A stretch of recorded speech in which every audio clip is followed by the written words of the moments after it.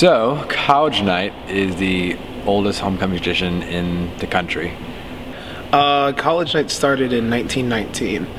Where our school splits into two sides, purple and gold. And it all culminates at the end of a week called the College Night Week on Saturday nights.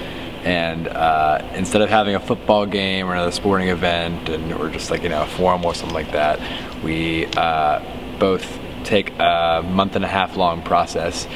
Doing a musical, completely originally written by students, originally directed by students, performed by students, and funded by students. On Saturday night, which is the last night, the judges come. There's 3 judges usually who score the shows based on a number of things. And then between that and some points we can earn for sporting events and for other like small pre-production things. Female basketball, female volleyball, men's ultimate frisbee, and men's basketball. And then cheerleading, business, spirits, which is just cheering and things like that. It's just kind of battle of the points. Whoever has the most points, they win the game.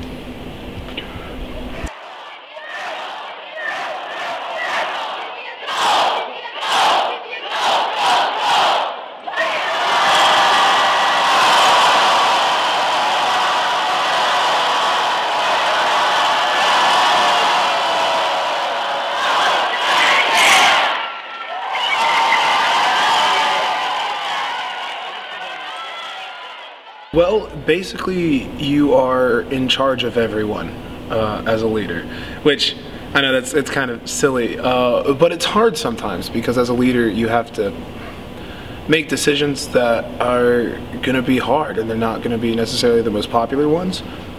But at the same time, you have to make sure that the morale is up. One really interesting thing they don't really tell you about being a leader, like when you first sign up for it, is that you essentially become part of the college night committee, which is not purple nor gold. It's just, the people, I guess green, if you want to call it that, people who overlook everything and get things organized.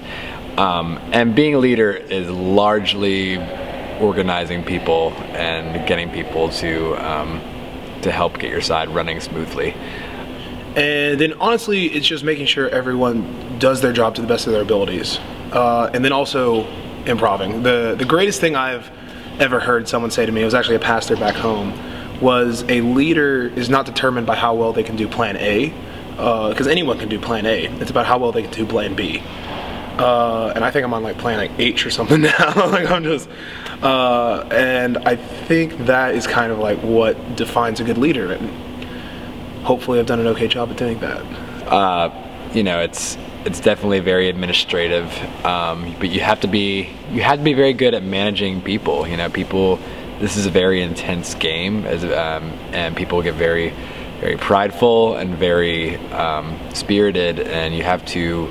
It's very easy for a lot of people in this game for there to be, really intense feelings. And so, as a leader, I'd say one of the hardest things to do is learning how to manage people emotionally, and in such an emotionally invested game. And as far as our leadership goes, I think we both, like I said in the previous question, we've both been heavily shaped by Lambda Chi to be prepared for these roles.